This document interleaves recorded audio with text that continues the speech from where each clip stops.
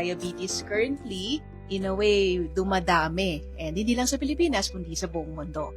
So, usually, yung sinasabi natin, di ba? Ano pa yung mga senyales na mataas ang sugar? Sasabi natin pag laging ihi ng ihi, o laging gutom, tapos inom ng tubig, tapos nangangayayat. But usually, pag meron kang ganong sintomas, mas madalas late na yon, sobrang taas na ng sugar. Majority of patients with diabetes actually walang nararamdaman. Kaya very, very important ang screening. Katulad din nung sabi kanina ni Doc Clifton, ang ating kidney specialist. No? So, with diabetes itself, it's now recommended na everybody, so before it was above 40, but now we're considering na to lower it down to 35. So above 35 years old, ideally you should at least get a fasting blood sugar kasi nga walang nararamdaman and may level lang. No? If your FBS is more than or equal to 126 milligrams per deciliter, malamang may diabetes ka, kailangan ng gamutin at least maagapan. Kasi ang pinaka-problema doon is kung laging mataas, yung komplikasyon tulad nga nung kidney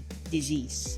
Maliwanag yung numero. So, FBS, more than 126. Kasi maraming pasyente tumatawad, doktora, one time lang naman yan, pwede naman yan ulitin. Pwede ba yun? Tama naman. So, ang diabetes, sabi nga natin, pag more than or equal to 126 possible, usually kami pinauulit namin on another day. So, kung at least dalawa, ganun pa rin, then yes, definitely you have diabetes and you need to, of course, diet and exercise is still very important, but you need to couple it with medication already. Sana helpful po yon sa ating mga nakikinig. And then move tayo kay Dr. Bisbe. Ano ba yung mga early warning signs na merong lung condition?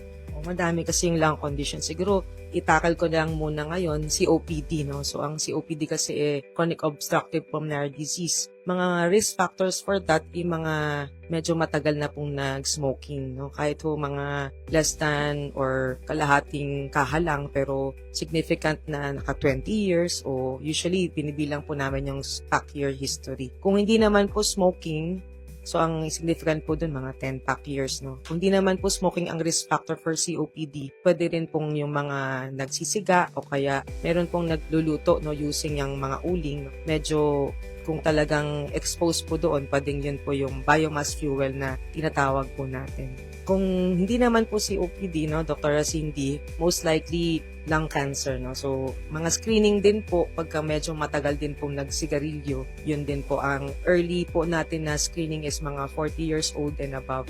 At saka may mga history rin po sa family. So, kailangan po tayo. The rest of the, medyo mahirap po isa-isa. So, dun muna po mag-zero in sa COPD tsaka lung cancer. Yan ang madalas na nakikita natin, no? Yung mga smoker, nahirapan huminga, laging lang inisip, naku, cardiac to, pero pwede rin sa baga din, no? So, screening, sabi ni Elaine, ni Dr. Cunanan, FBS. X-ray naman sa mga may pulmonary condition. X-ray po, especially kung talagang may makikita hong bukol o ano man po. Pero po, usually po, pulmonary function test, no? Isang spirometry, makakatulong din po yun. Pag sa lung cancer naman po, may kinatawag po tayong low-dose CT scan, no? Na mababa lang yung kailangan po na contrast, pero makakakita po tayo ng mga nodules doon na pwede hong kailangan examinin for biopsy. Ay, nako, paganda ng paganda ang ating mga topics. So, other than diabetes, no? So, isa rin na kasama sa endocrine organ na importante rin nakikita natin dito sa Pilipinas, yung thyroid. Diba? Isa yan. Diabetes, thyroid. So, ano naman ang thyroid? May early warning signs ba ang thyroid?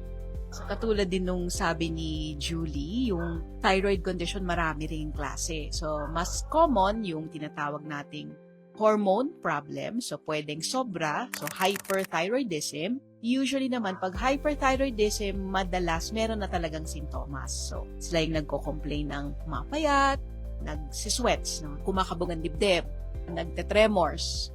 So, usually may mga manifestation. Then, you just need to get yung blood test, so TSH, with or without T4. And then, the other more common condition is kulang naman, hypothyroidism. So, ito naman yung mga pasyente, usually nag-gain ng weight or inaantok lagi, bumabagal yung kilos. But a lot of times naman for hypothyroidism, meron sila usually underlying condition. For example, na-operahan or nag-radiation sa leeg. Now, for others, nasa family history. So, but usually yung for the thyroid itself, mas madalas meron silang nararamdaman. So, usually pagka napapansin mo yung mga kondisyon na yon, that's the time that you do the test. Hindi naman siya kailangan na all the time. For example, katulad ng fasting sugar na kahit walang nararamdaman sinasabi. Kasi minsan mga pasyente, alam na nila yon basta nagpalpitate, automatic sa kanila. On their own, nagpaparequest na sila ng thyroid function test, no? Pag nakita nilang normal, okay na, no? So siguro, we have to tell our audience as well, yes, you are free to do those tests, but of course, the interpretation would always be coming from the physician pa din. Sa'yo naman, Dr. Julie, naku, may nagtanong. Oo, Doc, kung dati kang smoker, ilang years bago makarecover ang lungs kung huminto ka nang mag-smoke? Kahit isang araw pa nga lang maghinto ng smoking, malaki na pong difference po yun sa baga. So, may ano po yan pag-aaral kahit 1 month, 1 day, 1 month, 6 months, ganun po. The longer na mag-stop ka ng mag-smoke mo, from the time na nag-smoke ka, mas gaganda na po yung baga. Siyempre, hindi siya magiging as if normal na siya, no? Kasi habang tumatanda po tayo, bumababa rin po yung lung function natin. Pero, in effect, at least, gumaganda po yung lung function. Hindi na po siya kagaya nung as if everyday po kayo nagsismoking. So, even one day mag-quit po kayo, maganda na po yun na epekto. Oh, importante yun kasi ibang mga patients sabihin, 10 years na ako hindi nag-smoke, bakit sinasabi ninyo may effect pa rin sa baga? Totoo naman, no? Kaya, importante tumigil ka na or else, pasira ng pasira ang baga mo. So, meron pang isang condition, Elaine, merong nag-text. Yung PCOS daw ba? Ano bang kasakit yon? Sakit ba yun na parang sugar or thyroid? So, yung PCOS naman, so PCOS po yun, ano? So, that's polycystic. Kasi usually nga, pag in-ultrasound po yung kanilang ovaryo, nakikita maraming cysts, maliliit na cysts sa ovary nila. And mas madalas yung patients na may PCOS, associated siya sa tumataas na sugar. Posibleng nasa borderline, tawag natin ay pre-diabetes, or talagang diabetic na. And usually associated din siya sa obesity o yung pagkataba. Bihira naman ng thyroid condition pag may PCOS. Now, anong usual manifestation is nagiging irregular yung menstruation nila. So, kumukulang, humahaba yung pagitan between the first menstruation or the next menstruation, or sa iba nga hindi na dumadating yung regla nila during their teenage years. So, sa mga pasyente or mga viewers natin na ganun yung kondisyon, ideally, they should also seek gynecologist consultation. And then if ever man na na-diagnose with PCOS, mas madalas check din namin yung fasting sugar kasi nga mas commonly din siyang nakikita dun sa mga pasyenteng may diabetes or pre-diabetes.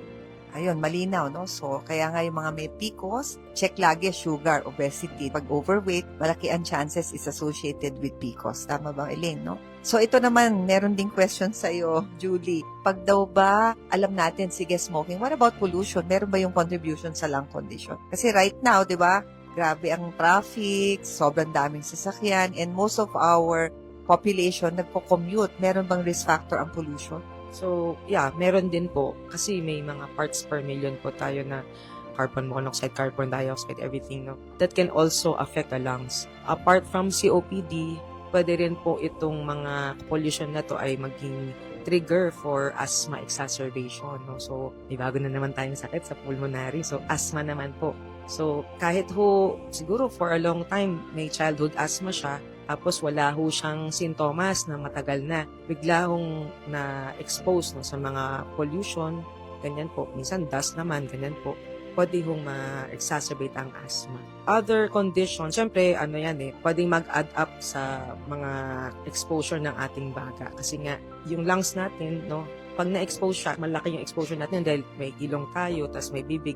Pag nalanghap po natin, pupunta agad ng baga. So, medyo kaya naman niyang ilinisin, no? Meron tayong mga panglinis po sa baga natin na innate sa ating katawan, no? Pero pag na-expose na po doon, mas mataas yung exposure or risk po natin na magkaroon ng infections. Mga pneumonia, bronchitis, ganun po. So, any trigger po na yan na makaka-expose po sa ating baga.